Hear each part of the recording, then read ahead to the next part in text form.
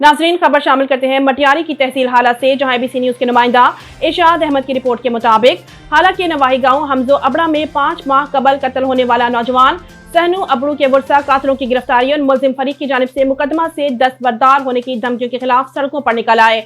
मकतूल नौजवान के वर्षा ने साहब डिनो अबड़ू की क़यादत में एहतजाज करते हुए कहा कि 5 माह कबल मुलजिम जमल अबड़ू ने 25 साल नौजवान को कत्ल किया था। शवाल अबड़ू अरशाद अबड़ू ने बेदर्दी से कत्ल करके लाश के लिए खेत में फेंक दी। हाला थाने में मुकदमा दर्ज होने के बावजूद पुलिस ने ताहाल मुलजमान को गिरफ्तार नहीं किया, जिसकी वजह से मुलजमान मुकदमा से दस्तबरदार होने के लिए जान से मारने की धमकियां दे रहे हैं।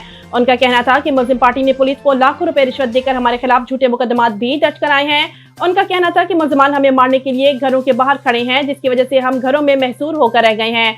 उनका मुतालबा है कि IG Sindh, DIG Hyderabad, SSP Matiari और दीगर आला हकाम से पुरजोर मुतालबा किया है कि नौजवान के कत्ल के मुकदमा में नामजद मुलजमान को फिलफौर गिरफ्तार करके तहफ़्फ़ुज़ फराहम किया जाए।